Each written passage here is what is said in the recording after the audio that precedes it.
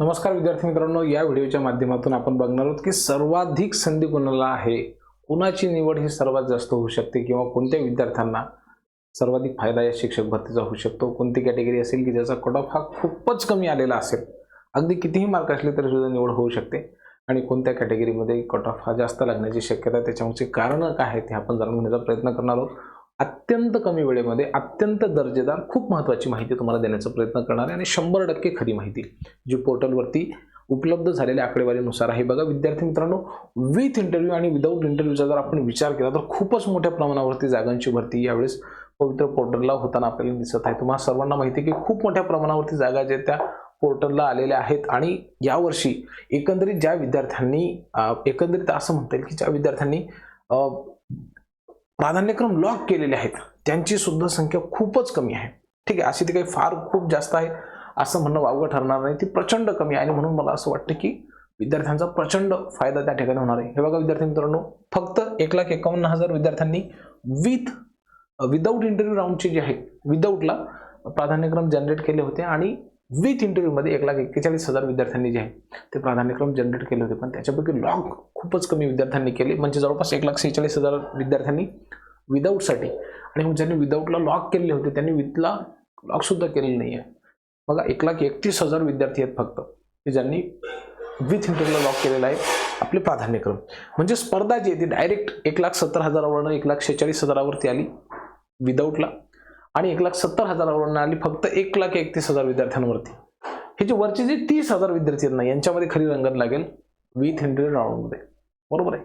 आणि मग जर आता आपण कॅटेगरी निहाय जागा जर बघितल्या तर इथे एसटी कॅटेगरीसाठी ज्या एकूण जागा आलेल्या आहेत ह्या 30,000 जागांच्या संदर्भामध्ये किंवा तुलनेमध्ये तर एक गोष्ट लक्षात घ्या विद्यार्थी मित्रांनो, प्रचंड मोठ्या जागा आल्या एसटी कॅटेगरीसाठी। हे बघा जवळपास 3,277 जागा ह्या एससी कॅटेगरीसाठी आलेल्या आहेत।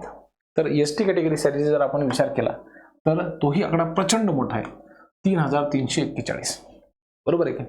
हा आकडा विलक्षणीय आहे, म्हणजे या वेळेला एसटी कॅटेगरीमधील बहुतांश विद्यार्थी हे जवळपास 70+ जरी मार्क असतील तरी सुद्धा स्पर्धेमध्ये आहेत। त्याच्यामुळे कारण असं आहे की एसटी पेसा क्षेत्रामधल्या जागा खूपच जास्त आलेल्या आहेत। एसटी पेसा क्षेत्रामधल्या जागा किती आहेत? साधारणतः 2,674 लक्षामध्ये, हे खूप मोठे जागा आहेत, प्रचंड मोठा आकडा आहे हा। मग त्याच्यामध्ये जिल्हा परिषदा सुद्धा आहेत, वेगवेगळ्या शाळा सुद्धा आहेत, आदिवासी आश्रमशाळांचा सुद्धा त्यामध्ये समावेश आहे।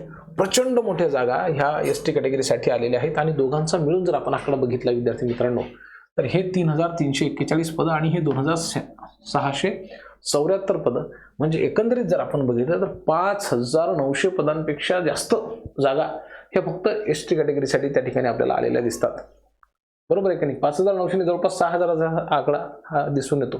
इतके मोठ्या जागा एसटी कॅटेगरीसाठी आलेल्या आहेत, त्यामुळे एसटी कॅटेगरीमधली जी स्पर्धा आहे ती प्रचंड कमी असेल आणि मॅक्झिमम विद्यार्थी, मला असं वाटतं की जवळपास प्रत्येक दुसरा विद्यार्थी जो एसटी कॅटेगरीमध्ये सिलेक्ट होऊ शकतो। म्हणून तुम्हाला सर्वांचं मनापासून खूप खूप अभिनंदन विद्यार्थी मित्रांनो, खूपच मोठ्या जागा त्या ठिकाणी आलेल्या आहेत। आता आपण पुढे जर आपण गेलो विद्यार्थी मित्रांनो, थोडंसं एससी कॅटेगरी मध्ये सुद्धा बघूयात की बघा त्या ठिकाणी जागांचा आकडा जर आपण बघितला तर 3,277 एवढ्या जागा आलेल्या आहेत। ठीक आहे, हा सुद्धा आकडा आपल्याला खूप मोठा त्या ठिकाणी दिसून येतो, कारण की प्रत्येक विद्यार्थी प्रचंड आशेने अपेक्षेने शिक्षक भरतीची तयारी करत होता। एससी कॅटेगरीसाठी ज्या जागा आलेल्या आहेत त्या वेगवेगळ्या विषयानुसार वेगवेगळ्या इयत्तानुसार डीएड वाल्यांचं कट ऑफ खूप कमी लागेल, लँग्वेजेस वाल्यांचा कट ऑफ खूप कमी लागेल, हिंदीवाले असतील, इंग्रजीवाले असतील, मराठीवाले असतील, अत्यंत कमी स्कोअर असताना सुद्धा त्यांची निवड त्या ठिकाणी एससी कॅटेगरीमध्ये होणार आहे। आपण तुलनेने जर विचार केला या ठिकाणी ओबीसी कॅटेगरीमध्ये स्पर्धा ही थोडीशी जास्त दिसून येते। एकूण 19% जागा ह्या येणार अपेक्षित असताना त्या ठिकाणी साधारणतः 13% जागा म्हणजे 12.63% जागा ह्या आलेल्या आहेत, इस्टिमेट 13%, आणि जवळपास 3,939 पदांसाठी 60,000पेक्षा जास्त उमेदवार हे स्पर्धेमध्ये आहेत। आता मुळामध्ये आकडा हा 60,000पेक्षा जास्त होता ओबीसी मध्ये, त्याच्यामध्ये 44,000 महिला होत्या, 22,000 जे आहेत ते पुरुष होते, परंतु त्यांच्यापैकी बहुतेकांनी जे आहे स्पर्धा जास्त असल्या कारणामुळे प्राधान्यक्रम जनरेटही केले नाहीत आणि लॉक सुद्धा केलेले नाही आहेत। आता एक्झॅक्ट तो आपला आकडा माहिती नाहीये की नेमके ते विद्यार्थी किती आहेत, त्यामुळं ओबीसी मध्ये मला जर असं वाटलं की समजा आपण असं गृहीत धरू की 50,000 विद्यार्थ्यांनी त्या ठिकाणी प्राधान्यक्रम लॉक केलेले आहेत, तर अशा परिस्थितीमध्ये ते 50,000 विद्यार्थी या 3939 पदावरती टफ स्पर्धेमध्ये असतील। परंतु त्यांच्यापैकी असंख्य उमेदवार हे ओपन कॅटेगरीमध्ये त्या ठिकाणी जातील, कारण की ओपन कॅटेगरीला तसं पाहिलं तर 28% जागा असतात, त्याच्यानुसार 10,228 जागा आलेल्या आहेत आणि हे जे प्रमाण आहे तर ते 28% जास्त आहे, म्हणजे साधारणतः 32% हे प्रमाण आहे. त्यामुळं काय होईल की व्हीजे, NTB, NTC, NTD आणि SBC या चारही प्रवर्गामधील जे विद्यार्थी आहेत, हे चारही प्रवर्गामधील जे विद्यार्थी आहेत ते ओपनच्या जागेसाठी त्या ठिकाणी कॉम्पिटिशनमध्ये असतील. आणि सोबतच मला असं वैयक्तिकरित्या वाटतं की OBC मधले प्रचंड जास्त विद्यार्थी हे ओपनच्या जागेवरती कॉम्पिट करतील आणि म्हणून हे एकंदरीत आकडा जो आपल्याला खूप जास्त दिसतो 31,179 एवढी पदं, ॲक्च्युअली 30,000पेक्षा ती पदं जास्त आहेत. याच्यापैकी बहुतांश पदं ही रिक्त राहतील. लक्षात घ्या, मी तुम्हाला काय सांगतोय. असं मी का म्हणतोय की कोणती पदं रिक्त राहतील. ST म्हणजे प्रवर्गामध्ये जर आपण हे बघितलं की तसं पाहिलं तर 7% आरक्षण आहे, परंतु सध्याच्या जागा आल्या त्या 10% आल्या आहेत. हे जो वाढलेला 3-4% आकडा आहे हा आला कुठून, तर मागच्या ज्या काही शिक्षक भरती झालेल्या होत्या त्यावेळेला उमेदवारच उपलब्ध झाले नाहीत. लक्षात घ्या तुम्ही. त्यामुळे हा आकडा खूप जास्त आलेला आहे.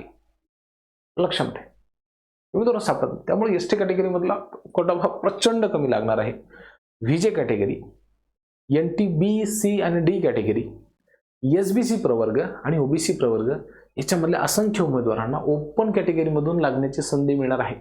कारण की तसं जर आपण बघितलं तर EWS सेपरेट कोटा झाला, SCBC सेपरेट कोटा झाला आणि त्यामुळं काय झालं, सोप्या शब्दामध्ये सांगायचं झाल्यास की ह्या विद्यार्थी त्याच ठिकाणी कॉम्पिटिशनमध्ये असतील आणि ज्यांना जास्त मार्क आहेत प्रत्येक कॅटेगरीमधले, मग त्याच्यामध्ये SC असेल, ST असेल, व्हीजे असेल, NT असेल, SBC असेल, EWS असेल, सगळ्याच्या सगळ्या कॅटेगरीमधले जे टॉपचे क्रीमचे विद्यार्थी आहेत, बरोबर की नाही, ते सगळेच्या सगळे विद्यार्थी कुठे जातील, ओपन कॅटेगरीमध्ये जातील.